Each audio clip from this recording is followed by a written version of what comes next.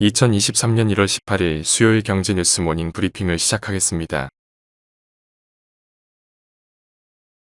17일 분양업계 등에 따르면 지난 3일부터 이날까지 진행한 올림픽파크 포레온의 정당 계약률은 60%대로 알려졌다. 시공사업단과 조합은 나름 선방한 결과로 받아들이고 있다.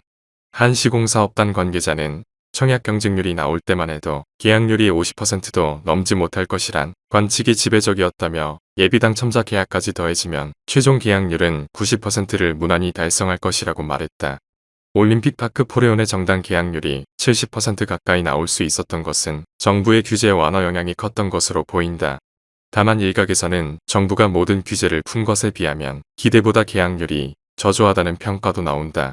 당초 정부의 규제 해제 이후 시장에서는 올림픽파크 포레온의 계약이 완판되거나 80%를 웃돌 것이라는 낙관론이 나오기도 했다. 예비 당첨자를 포함한 최종 계약률은 다음 달 진행되는 무순위 청약을 통해 확인할 수 있을 전망이다.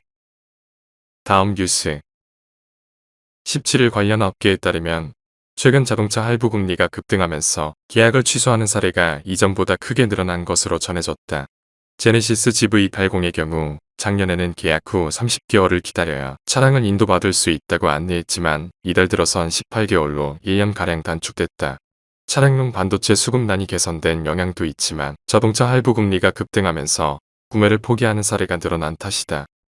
완성차뿐만 아니라 중고차 업체들도 고금리의 직격탄을 맞았다.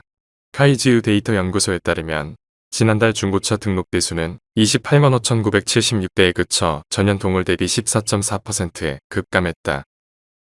다음 뉴스 삼성전자가 기존 제품보다 풍부한 색표현과 화질을 자랑하는 2억 화소 이미지 센서를 선보이며 올해 시스템 반도체 사업 부문을 열었다.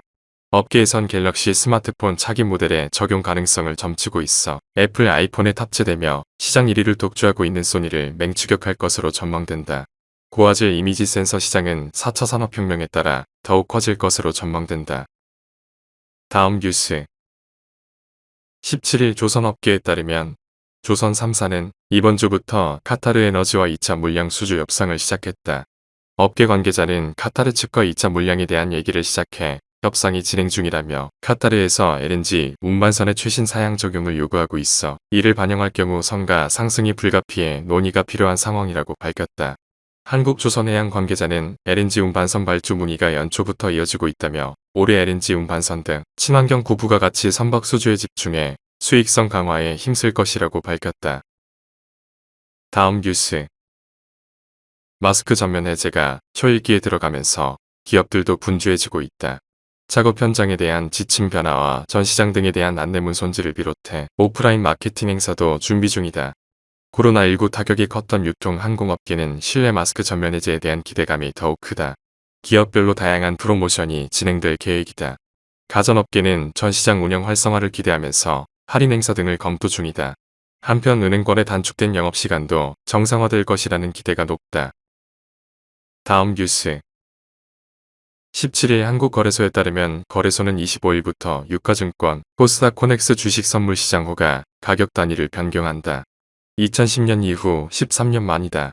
이에 따라 2,000원 미만은 1원, 2,000원 이상 5,000원 미만은 5원, 5,000원 이상 2만원 미만은 10원, 2만원 이상 5만원 미만은 50원, 5만원 이상 20만원 미만은 100원, 20만원 이상 50만원 미만은 500원, 50만원 이상은 1,000원으로 변경된다. 한국거래소는 호가 단위 세분화가 거래비용 감소와 적정 가격 발견 효과를 낼 것으로 전망하고 있다.